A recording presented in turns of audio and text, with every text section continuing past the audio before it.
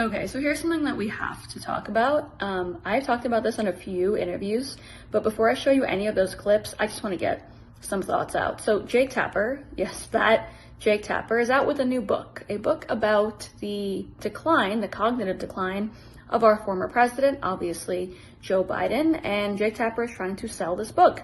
And at the same time as trying to sell this book, he's also trying to sell the fact that he is a real journalist who somehow just missed this story, except all of us on the left and the right, by the way, clearly recall him not just missing this story, but actively working to cover it up and disparaging anyone who didn't. This man is not someone who should be on a book tour. It's someone who should be on a nationwide apology tour. I think this is so gross. We all know the truth. Anyone that was paying attention knew what was happening to Joe Biden and what was happening to our country because of it. This is such a horrible example of what has happened to our media.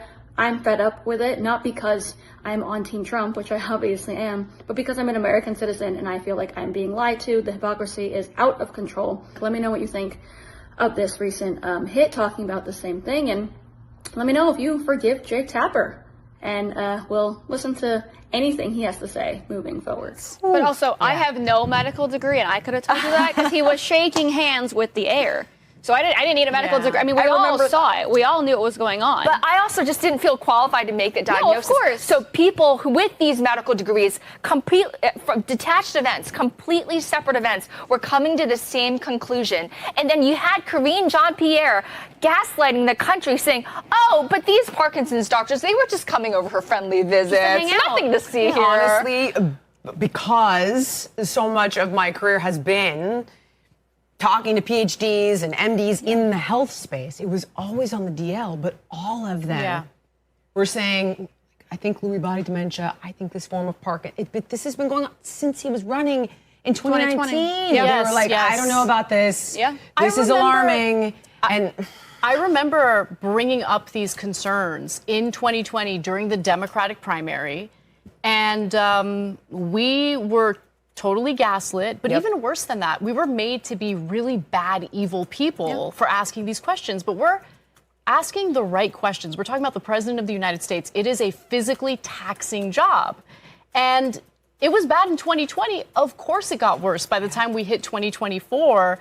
And I think the biggest issue I have is the gaslighting, is this effort to make you seem like you're crazy or you're a bad person for bringing this up. I mean, Jake Tapper shutting down. That's what I was going to bring up. Go ahead, yeah. No, I mean, I was very involved back in 2020. I remember Laura Trump, the Jake Tapper show. My gosh, yeah. She made a comment about Joe Biden, obviously decline. I mean, there was obviously a decline. He looked at her and shamed her and spoke to her in the most derogatory way I'd ever seen him speak to anyone. She was upset. I was furious for her. Every time he comes on stage or they turn to him, I'm like, Joe, can you get it out? Let's get the words out, Joe. You kind of feel bad for him.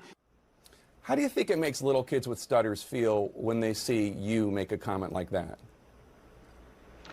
First and foremost, I had no idea that Joe Biden ever suffered from a stutter. I think what we see on stage with Joe Biden, Jake, is very clearly a cognitive decline. Okay. That's what I'm referring to. It makes me uncomfortable You are to watch somebody on stage search for it's so amazing. It's so amazing to me that try and figure out an answer. A cognitive decline. Well, when you're trying to tell me that what I was suggesting was I think that you were mocking his stutter. Yeah, I think you were mocking his stutter, and I think you have absolutely no standing to diagnose somebody's cognitive decline. I would think that somebody in the Trump family would be more sensitive to people who do not have medical licenses diagnosing politicians from afar. Plenty of people have diagnosed your father from afar, and I'm sure it offends you. Your father-in-law from afar. I'm sure it offends you. You don't have any standing to say. I'm not diagnosing him. What I'm saying, Jake, you just talked is about that a cognitive decline.